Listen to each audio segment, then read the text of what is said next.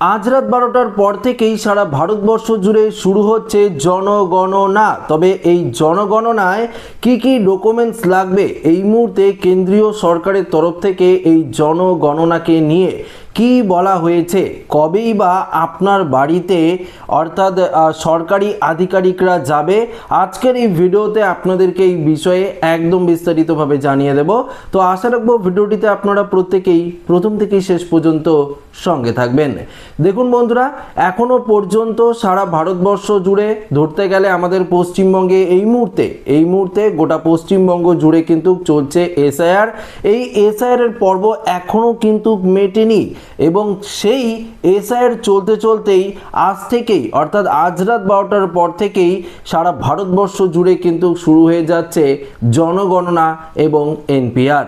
হ্যাঁ বন্ধুরা, তাহলে এই জনগণনার সময় আবার আপনাদের কোন কোন ডকুমেন্টসের প্রয়োজন হবে, এই মুহূর্তে কেন্দ্রীয় সরকারের তরফ থেকেই বা কি জানানো হয়েছে, পাশাপাশি এই যে জনগণনা হবে এই জনগণনার সময় যে অ্যানুমারেশন ফর্মটি থাকবে, এসআইআরে আপনারা যেমন একটি ফর্ম ফিল আপ করেছিলেন এই জনগণনাতেও ঠিক তেমনই কিন্তু আপনাদেরকে একটি ফর্ম ফিল আপ করতে লাগবে।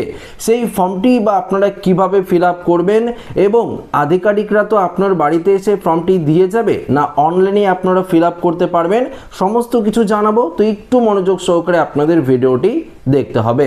তো আসুন সরাসরি আপডেটে চলে যাই। এই মুহূর্তে যে আপডেটটি উঠে এসেছে সেই আপডেটে কি বলেছে কেন্দ্রীয় সরকারের তরফ থেকে সেটি আপনাদের সামনে তুলে ধরি। দেশ জুড়ে শুরু হচ্ছে জনগণনা। বুধবার 1 এপ্রিল থেকে হবে সেন্সাস 2027-এর প্রথম ধাপ। হ্যাঁ বন্ধুরা, এমনটাই বলা হয়েছে। এটাই ভারতের 16তম জনগণনা এবং স্বাধীনতার পর 8ম। তবে এবার প্রথম পুরো প্রক্রিয়াটা হবে সম্পূর্ণ ডিজিটাল, সঙ্গে থাকছে সেলফ অ্যানুমারেশনের সুযোগ, অর্থাৎ সম্পূর্ণ ডিজিটালের মাধ্যমে কিন্তু এই জনগণনা হবে। 1 এপ্রিল থেকেই কিন্তু গোটা ভারতবর্ষ জুড়ে শুরু হয়ে গেছে। আপনারা আস্তে আস্তে কিন্তু প্রত্যেকেই সেই অ্যানুমারেশন ফর্ম পাবেন এবং ডিজিটালের মাধ্যমে অর্থাৎ অনলাইনের মাধ্যমে কিন্তু আপনারা সেই ফর্মটি ভরতে পারবেন। এবার প্রশ্ন হলো যে আপনার বাড়িতে তাহলে তো যে আধিকারিকরা রয়েছে সেই আধিকারিকরা আসবে না। দেখুন, আপনার বাড়িতেও আধিকারিকরা যাবে এবং আপনারা যদি চান সেই আধিকারিকরা আপনার ফর্ম ফিল আপ করে দিতে পারে বা আপনিও কিন্তু অনলাইনে ফিল আপ করতে পারেন।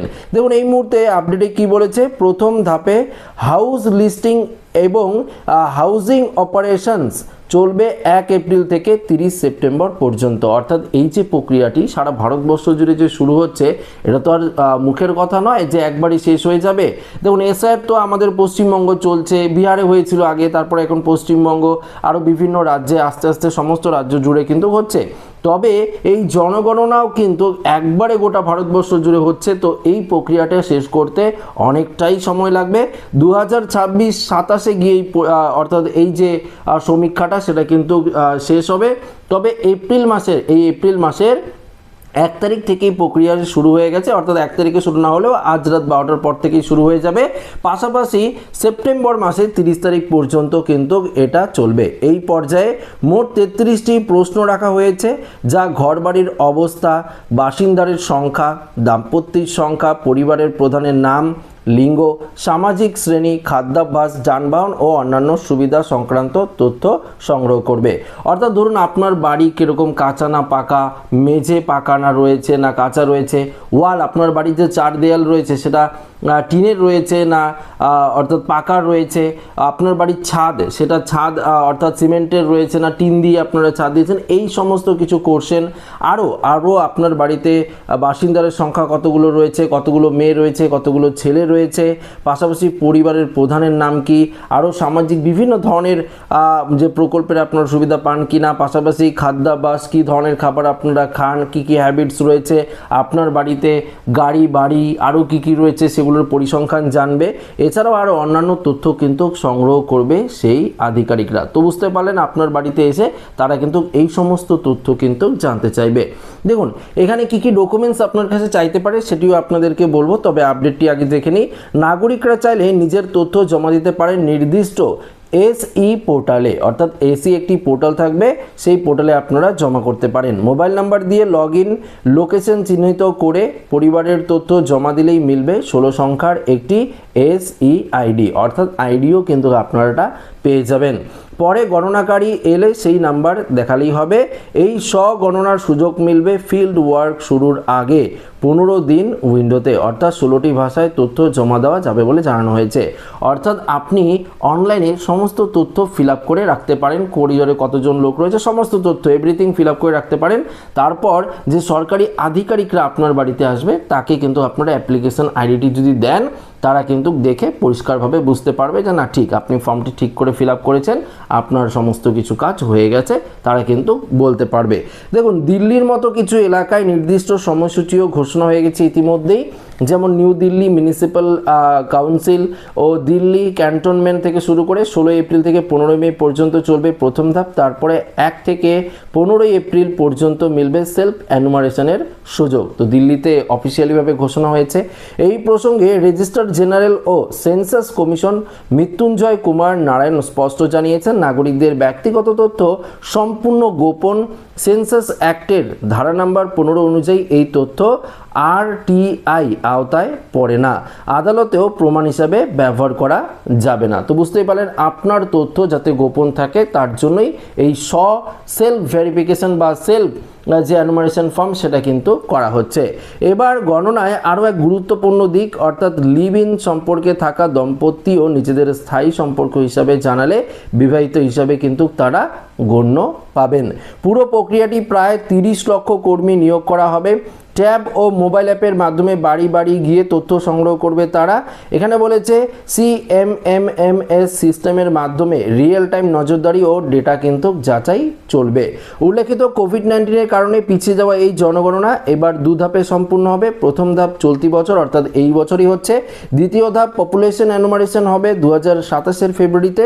এই বিশাল কর্মযজ্ঞে প্রায় 1.02 কোটি মানব দিবস কর্মসংস্থানের সুযোগ তৈরি হবে বলে জানানো হয়েছে।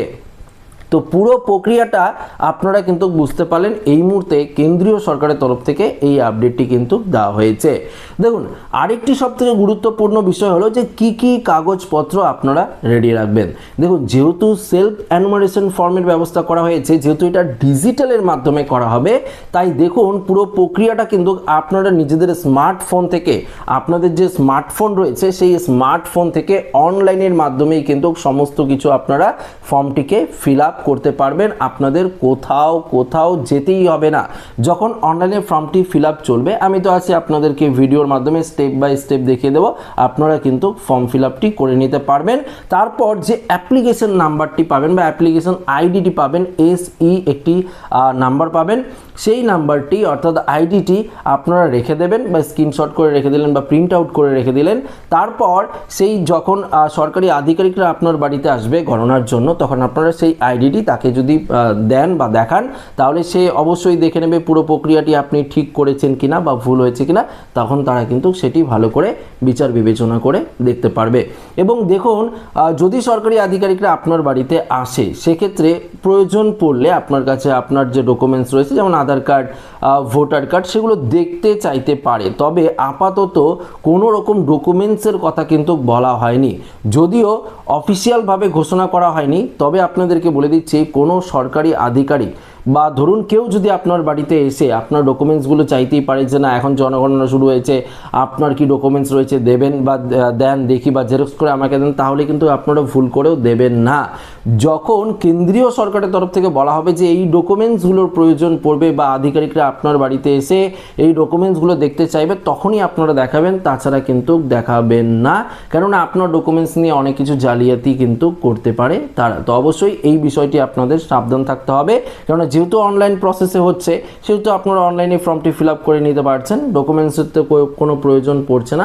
তো অনেকেই ভাবছেন যে ভোটার লিস্টে যদি আপনার নাম না ওঠে বা ভোটার লিস্টে যদি আপনার নাম ডিলিট হয়ে যায়, সেক্ষেত্রে আপনারা কি জনগণনার ফর্ম ফিল আপ করতে পারবেন? দেখুন, এই বিষয় নিয়ে কিন্তু এখনও পর্যন্ত কেন্দ্রীয় সরকারের তরফ থেকে কোনো আপডেট দেয়নি। যদি জানিয়ে দেয় অবশ্যই আপনাদেরকে জানিয়ে দেব। তো ভিডিওটি ভালো লাগলে লাইক করবেন, বন্ধুদের সাথে শেয়ার করবেন, নতুন থাকলে চ্যানেলটিকে সাবস্ক্রাইব করে আমাদের সঙ্গে জুড়ে থাকবেন। ধন্যবাদ।